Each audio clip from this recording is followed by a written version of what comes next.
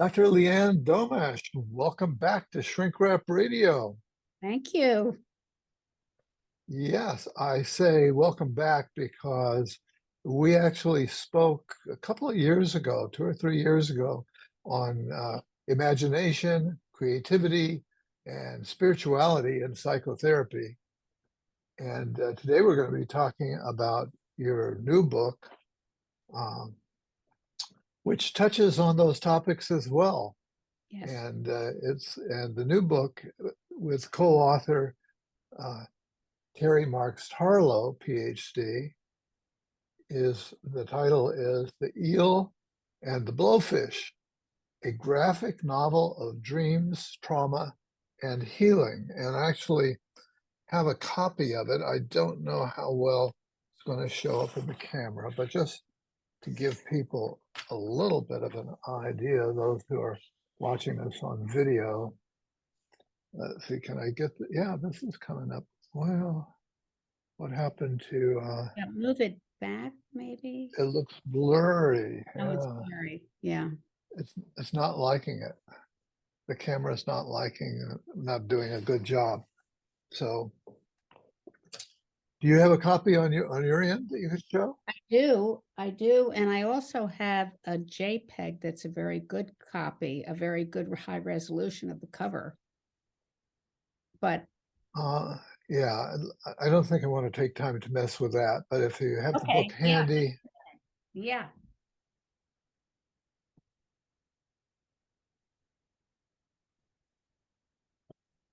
I don't know if this is any better. Yeah, your camera is picking it up fine. So that gives people an idea, and maybe show what the insides look like. Give us a glimpse of that, because it's got all this wonderful artwork. Here's one. Yeah, great. Okay, good. Yeah. Here they are talking to each other. Yeah, that's great. Okay, well, we're going to be taking a deep dive into this. So what's the story about this book? The back behind the, yeah, that's what I meant, behind this book. Well, it's interesting. It's all full of all kinds of synchronicities, because Terry Marks-Tarlow, whom I think you've had on too. I don't think so. No? Okay. She and I were supposed to meet because she was going to come to New York and I was going to host her. And that didn't happen when she was speaking at a conference. And then I kept following her work and I realized that we thought so much alike that I wrote her an email and I said, we have to meet. We're on the same wavelength. And so again, synchronistically, she was coming to New York in a couple of weeks because she lives in LA. And we got together and we spent a lot of time together and kept in touch. And I proposed this graphic novel to her. Now, I had never written a graphic novel and I had never really attempted this kind of form, but I just had a feeling that it would be a fun thing to do and it would be a way to present something to both clinicians and patients in a playful way that would allow you to discuss a very heavy topic and reduce the anxiety of the reader. And so we started collaborating, and then COVID happened, and we played with this novel throughout COVID many, many hours a week. Like, I wouldn't even tell you the number of hours we spent. I can believe it. I can believe it. Because neither one of us had done anything like this before. So we tried many different formats. We made it into a movie, which was going to be in the book. And then we thought that was too complicated. But we kept some of the ideas of a movie, like the different angles. I don't know if you noticed, but we had many angles, like sometimes very close up, sometimes aerial shots, sometimes face on. And so we went through many iterations of this and just kept working, and we kind of finished it about a year ago. Okay. And is there a history of graphic novels being used for psychotherapeutic uses? Not quite for psychotherapeutic uses, but there is a new field called graphic medicine where they present Really? many illnesses graphically because they think patients can understand and be less anxious about it. And many Yeah. nurses and medical people. This is a new field, and there's a new newsletter called Graphic Medicine, and they featured us in one of their issues. But yet, it's in that line, and so it's becoming more popular. But I haven't seen any psychotherapy graphic novels except ours.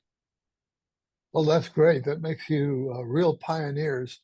One thing that came to mind, but I guess it doesn't fit in, was I remember they were called zines, Yeah, maybe in the 70s. yeah.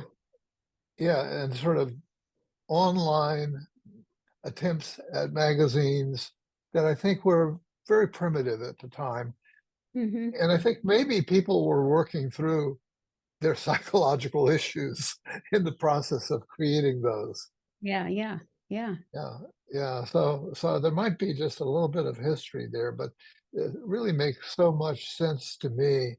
Um, in what ways do you, well, first of all, do you, who's the intended audience for this book? I think you hinted at that. Well, clinicians could use it, and if some clinicians have discussed with us how they're using it. Some give it to their patients because they feel their patients could use it, and then they discuss it. Some Yeah. people who run groups just open it up to a page to spark discussion in the group, uh, Uh-huh. That's especially clever. groups of trauma survivors. Um, so it's for clinicians, it's for patients, it's for anybody who's had trauma who may want to go through the book and then perhaps seek therapy. And it's also for the family and friends of trauma sufferers Uh-huh. to help them understand what they have gone through. Yeah. Do you have a sense of the age range Yeah, it has to be an that you have adult. in mind? Yeah, and it has to be Adults. 21 and up. Yeah, Uh, or maybe even 21. well, college Yeah. and up. Yeah. Okay. And have you received any, I guess you've gotten feedback from therapists Yeah, and you've told us some of what you've learned about how they're using it. Have you had any feedback from actual patients? I haven't. No, not yet. I think Terry may have given it to. We do know of people who are giving it to their patients, like people write to us and say they're buying some copies for their patients, but we never got feedback from them as to how that went. Maybe Yeah. we should write to them. That would be a good idea. Yeah. And I've already, when we began, given you a little bit of my own feedback, Hmm. which is I'm reading challenged, unfortunately, which makes it hard because I almost everybody I interview is an author, and I'm not really able to read. It's rare that I could read a whole book, uh, and so I was actually able to read this whole book because it, it's written in a simple way. The language is simple, although the language wouldn't have been a challenge, uh, Hmm. but the but it's inviting, and so to me it was great to be able to read the whole thing and not have to kind of fake it by spot reading as I usually do. I do a good job of it, I think, but Well, of overcoming my limitations. I think it's very playful, and I think it does invite the Yeah. reader for that reason. Also, just to add to what you said, I've read that that if you read something with only text, in 3 days, you're going to remember 10% of it. If you read things with text and relevant images, you're going to remember 65% of it in 3 days. So Yeah. this is a wonderful medium for helping somebody retain what they're reading. Yeah, yeah, definitely. And particularly when you think about it, uh, what you're writing about is trauma, and in this case, sexual trauma. We'll say more about that. Um, there would be some inner resistance maybe to remembering things, just like there would be in the therapy itself. Right. It might be a little bit threatening to remember with total clarity or very long. Yeah. Uh, so we've kind of hinted at what it's about. Take us through the book's storyline, if you will. Give us a Well, sense of that. yeah. The heroine is a woman named Tony, and she has a best friend, Lulu. And the book starts with the book is full of dreams, which is one of my deep interests. So it starts with a dream where, well, I'm a little ambivalent because shall I just give away the whole story? I mean, or what? No, don't give away the whole story. So Okay, I can just say tell us that some more, but but not too much. I'll be judicious. Okay. It opens with a dream which is a magical kind of dream where she gets transformed into a blowfish, hence the title, and her Yeah, brother gets transformed into an eel. And then she smashes him to bits. She wakes up very anxious. Um, so it's the story of her overcoming a one-time event of sibling incest. So she wakes up. She's very upset that she killed him, even though she hates him. And she loves him also. So the book highlights the importance both of friendship and psychotherapy in dealing with trauma. So she has a best friend who really helps her regulate herself, but convinces her to bring this dream to her therapist. So we have a therapist who has sessions with her, including dream work sessions with a special technique called embodied imagination, which is where you embody the images. You yeah, sense the images in your dream in the body. And so through all that, she recovers enough that she goes to um, and she goes to confront her brother, whom she hasn't seen in years, with her yeah. best Years friend. later, so the book kind of spans a period of years, Yeah. and these relationships, and also there are didactic elements, Hmm. teaching elements to bring everybody on board about the role of dreams and some dream techniques, and which you've alluded to one already. And so there are these didactic nuggets that bring the person on board to the rationale behind all of Yeah. this work. Another one of the, And yeah. yeah, and the therapist, interestingly, is named Dr. Young, Young, which I recognize as a pun Right. on Carl Jung. And indeed, there's a lot of sort of Jungian ideas Yeah. in the approach here. And by the way, we didn't mention, you're a psychoanalyst, psychologist, psychoanalyst, and so Hmm. is Terry Marks-Tarlow. So people should know that she also has the similar background or same background, and so no wonder the two of you hit it off to such a degree. Yeah. And so how did you get the idea for this particular story?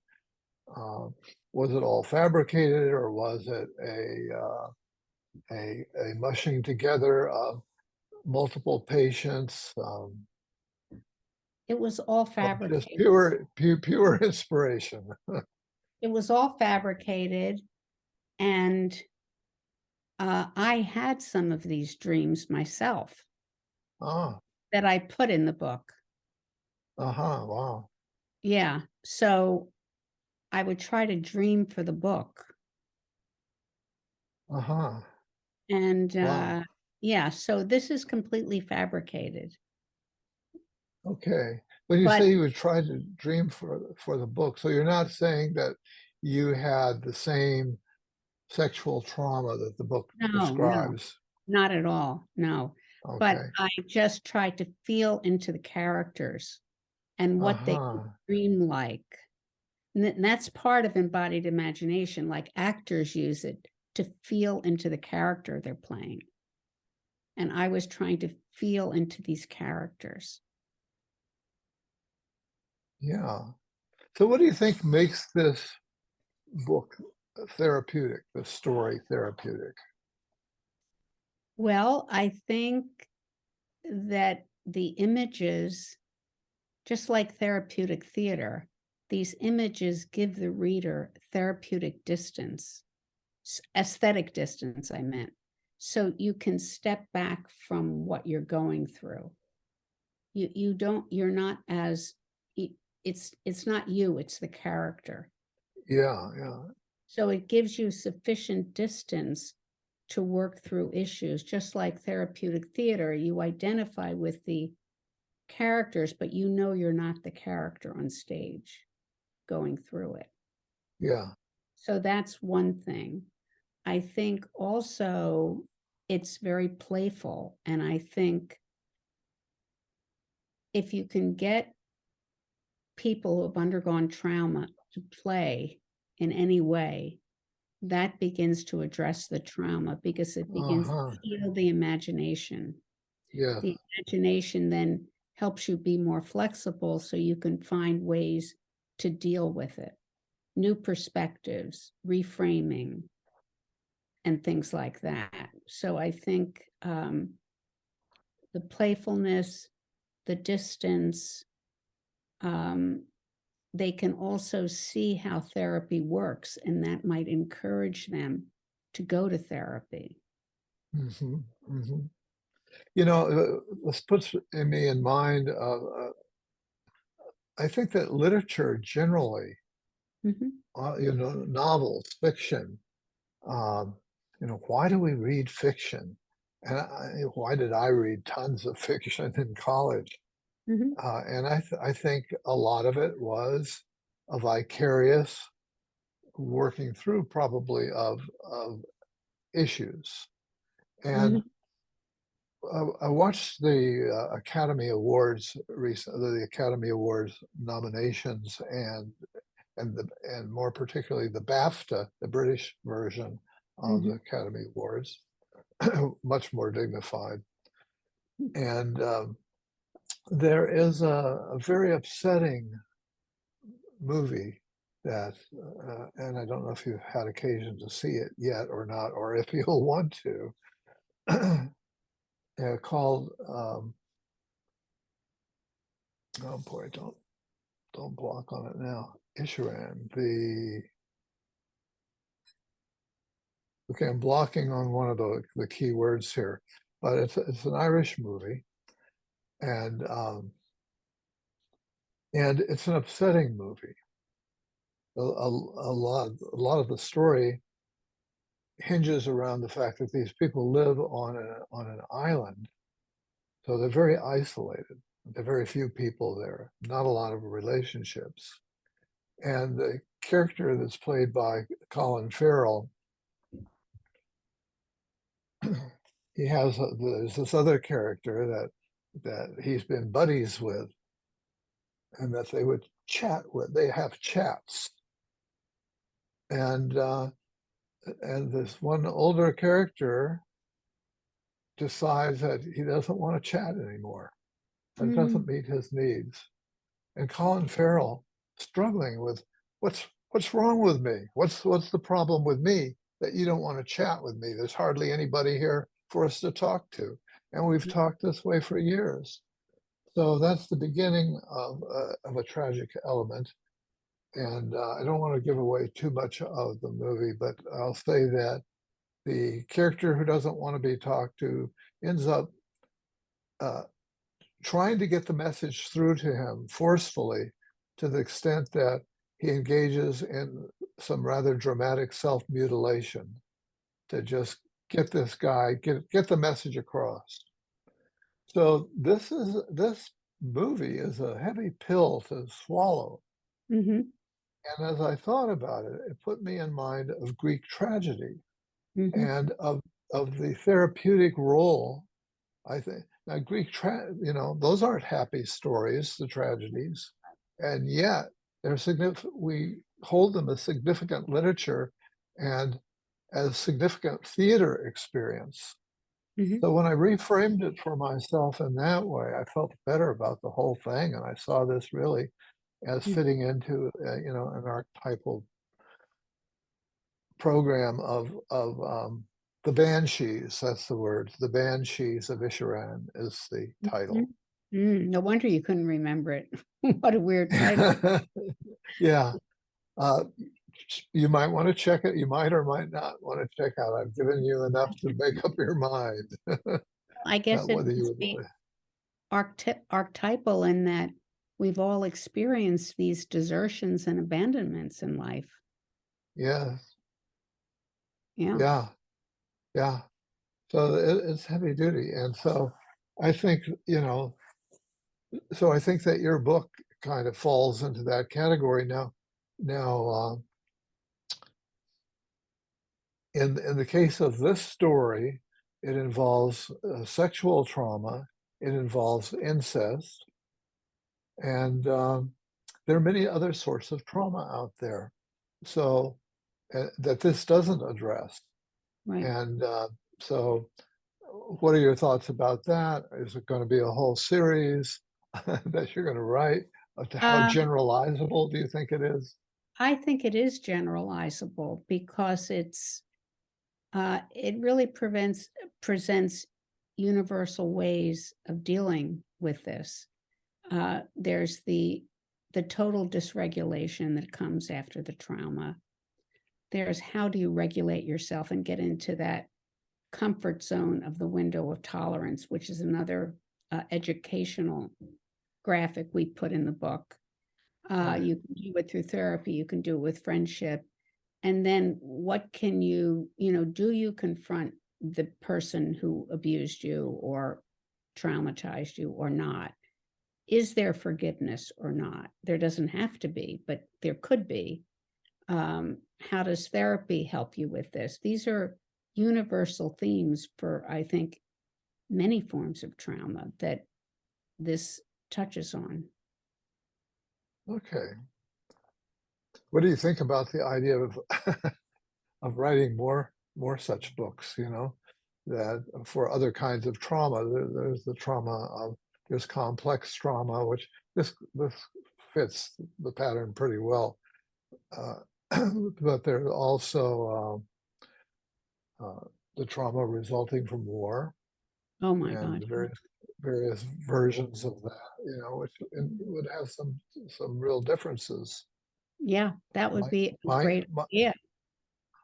Right now, Terry and I are embarking on a new, very ambitious book. So which incorporates aspects of neuroscience and spirituality. She likes to come at things from a scientific point of view, and I come at it from a more spiritual point of view, and we're kind of integrating them. yeah, great. But I agree with you; it could be a series, and that would be fun. Yeah, yeah, okay. You have your homework now. Knowing your interest and I wanted to ask you how you see uh, this approach evolving in the future, and maybe you've answered that to some degree. Which approach? You mean the graphic novel approach? Yeah, yeah. Well, I think it could be used with, there could be a series of graphic novels for children that's could be very interesting and help Mhm. them cope with various problems. There could be other types of more distinct types of, like this would apply to any kind of sexual or physical trauma, I feel. But if you want to talk about trauma from war and trauma of abandonment, trauma of immigration, these kinds of things, that you could do more books like that. Yeah, I have wanted to do a children's series because it's such a natural, and they love indeed, graphic novels. indeed. Because of your interest in Jungian therapy and your interest in dreams, I'm wondering, are you a member of the of IASD, the International Association for the Study of Dreams? I'm not, but I know about it, and I probably should become a member. Yeah, because I know Yeah, you Robert should. Boston talked about it a lot. That Yes, right. society. Yeah, Bosnak, whose work you credit in the book.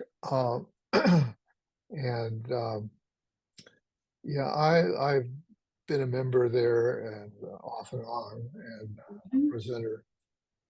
And so, and one of the reasons it came to mind was they approached me to help do PR, which I've done in the past, of mhm, interviewing some of their keynote speakers on mhm. podcasts. So I was kind of hoping, and I've been ambivalent about taking that on, finding the time to take that on this time around. Mhm. But if you were one of the presenters, then I would have killed that, not killed, but that bird would have been taken care of. Right, right. So yeah, so yeah, I think you get a lot out of both being you should be a presenter. The two of you should Mhm. present there, and I'll try to alert them to your existence. And Great, thank I would suggest that you get somebody, a couple of the key people, their copies of your book. I think they'd be you. very interested. Mhm. So Maybe you we can, can follow up on that yeah, if you want. yeah, I would like to, sure. Yeah, yeah. So is there anything else that we haven't spoken about here that you'd like to squeeze in while you can? Mm.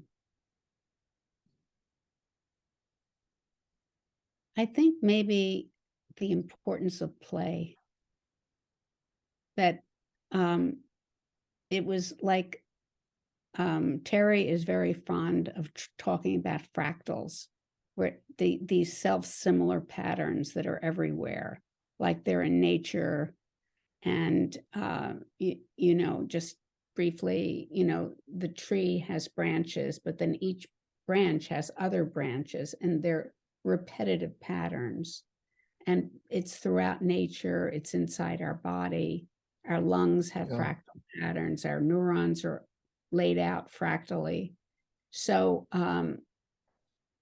we played making this book, but we're hoping the reader will have a chance to play in her mind when she reads the book. But I feel that the playing that we did composing this book, like, banished any depression from COVID, because we weren't really isolated because we were always communicating. yeah, yeah. And, we So had it was healing and sustaining for you two. for us to, and then we hope Yeah, it's healing and sustaining for the reader. yeah, So it's yeah. a kind of self-similar pattern.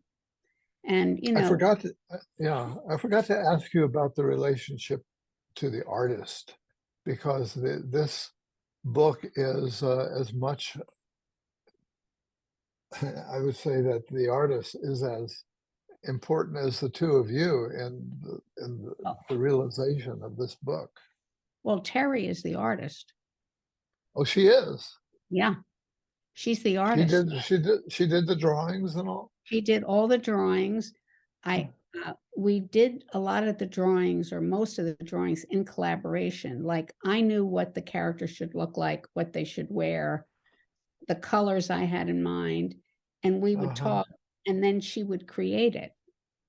And we'd Oh, stay, great. the reason it took so long is that we would stay on the phone the whole time while she was creating it, and I would give my input and I might change it, and she was very collaborative. Yeah, what a delightful process. It was so much fun, and the colors are so vibrant, that Yes, they are. playfulness of it, and I love the fact that we were able to do it in this large size format, Yeah, which me makes too. I all think the that's difference. important. Yeah, I Yeah, think I that think grabs the it, reader. it does. It grabs the reader, grab me, and it makes it, as you say, more playful, more distinctive, Mhm, more impactful, right, and more special. yeah, and we always wanted the colors to be very bold, just to, Yeah, like, yeah. you know, "We're here."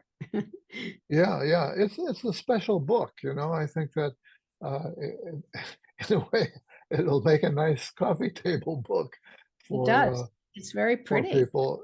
Yeah, and people might you know, friends might come over if we ever get social again, and uh, and people start dropping in, you know, oh, what is this? You know, and spark some conversation. Well, Dr. Leanne Domash, I want to thank you for being my guest again on Shrink Wrap Radio. Thank you.